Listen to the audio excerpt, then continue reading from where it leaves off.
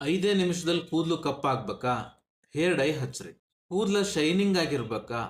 Hair dye ಹಚ್ಚ್ರಿ. ಇಲ್ಲ ಸಣ್ಣ ವಯಸ್ಸಿನವ್ರ ತರ ಕಾಣ್ಬೇಕು, ಹೇರ್ ಡೈ ಹಚ್ಚ್ರಿ. ಪದೇ ಪದೇ ಹೇರ್ ಡೈ ಅನ್ನ ಹಚ್ಚೋದ್ರಿಂದ, ಆರ್ಟಿಫಿಷಿಯಲ್ ಕೆಮಿಕಲ್ಸ್ ಗಳನ್ನ ಬಳಸೋದ್ರಿಂದ ಇಮ್ಯುನಿಟಿ ಪವರು ಆಟೋಮೆಟಿಕ್ ಆಗಿ ಕಡಿಮೆ ಆಗ್ತಾ ಬರುತ್ತೆ. ಏನೇನಾಗತ್ ಮುಂದೆ? ಕೂದಲು ಒಂದು ಬೆಳಗಿರೋದು ಪೂರ್ತಿ ತಲೆನೇ ಬೆಳಗಾಗತ್ತೆ. ಕೂದಲು ಉದುರ್ಲಿಕ್ಕೆ ಸ್ಟಾರ್ಟ್ ಆಗತ್ತೆ. ಅದು ಬಿಡ್ರಿ, ಚರ್ಮದಲ್ಲಿ ತುರಿಕೆ ಸ್ಟಾರ್ಟ್ ಆಗತ್ತೆ. ಮುಂದೇನಾಗುತ್ತೆ? ಉಸಿರಾಟದ ಸಮಸ್ಯೆಗಳಾಗತ್ತೆ. ಕಿಡ್ನಿಯಲ್ಲಿ ವೈಫಲ್ಯ, ಮೂತ್ರಪಿಂಡದ ವೈಫಲ್ಯ ಆಗತ್ತೆ. ಕೆಲವೊಬ್ಬರಿಗೆ ಬಂಜತನಕ್ಕೆ ಇದು ಮುಖ್ಯ ಕಾರಣ ಆಗಿದೆ. ಇದ್ರ ಹೊರತಾಗಿ ಹಲವಾರು ಸಂಶೋಧನೆಗಳು ಹೇಳುವಂಥದ್ದು ಕ್ಯಾನ್ಸರ್ನಂತ ಅಪಾಯಕಾರಿ ಅಂಶಗಳು ಈ ಹೇರ್ ಡೈಯಲ್ಲಿವೆ.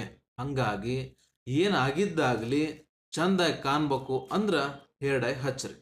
ಹಚ್ಚುವಾಗ 100 ಸಲ ವಿಚಾರ ಮಾಡಿ ಏನ್ ಹಚ್ಚಾಕತ್ತೀರಿ, ಯಾಕೆ ಹಚ್ಚಾಕತ್ತೀರಿ ವಿಚಾರ ಮಾಡಿ ಹಚ್ಚ್ರಿ.